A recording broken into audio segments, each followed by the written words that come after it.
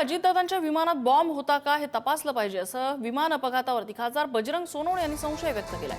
जमिनीवर पडण्याआधीच विमानाचा स्फोट झाला होता असं सोनवणे यांचा दावा आहे। अजितदादा देवगिरीवरून कधी निघाले याचं सीसीटीव्ही फुटेज मिळालं पाहिजे।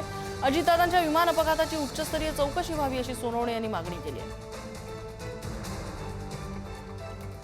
घटनाक्रम जर विचार केला तर तिथं कोण म्हणते की स्फोट झाला।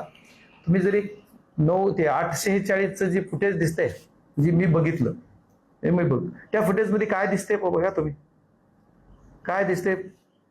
फ्लाईट टच होऊन क्रॅश नाही झाला नाही त्याच्यात मला जेवढं कळतंय ठीक आहे तुम्हाला क्रॉस झालं टिल्ड झालं ठीक आहे पण जमिनीला टच व्हायच्या अगोदरच ब्लास्ट झालंय कारण ब्लास्ट मध्ये सुद्धा इंजिनचा जो फ्रंट पार्ट आहे तिथले लोक उडलेत बाहेर आणि त्याच्यानंतर जमिनीवर टच होऊन स्फोट झाला त्याच्यानंतर दुसरा स्फोट दिसतोय म्हणजे मग ही घटना काय असू शकते त्याच्यात संशय नाही का त्याच्यात बॉम्ब होता का इंजिन असं ब्लास्ट झालं खाली न टच होता।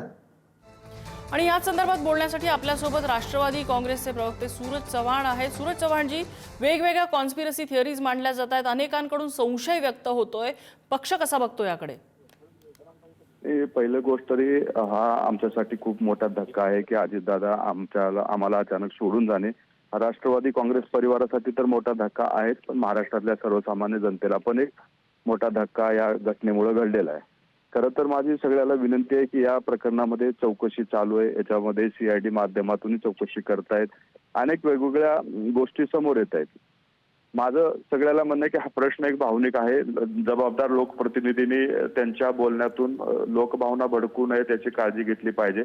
सगळ्यांनी मिळून एक मात्र काम केलं पाहिजे की प्रकरणाची तात्काळ चौकशी होऊन जे सत्य आहे ते महाराष्ट्राच्या जनतेसमोर आलं पाहिजे आणि जे महाराष्ट्रातल्या जनता या प्रकरणाला एका वेगळ्या दृष्टीने बघते त्याची खरी माहिती जनतेसमोर मांडली पाहिजे।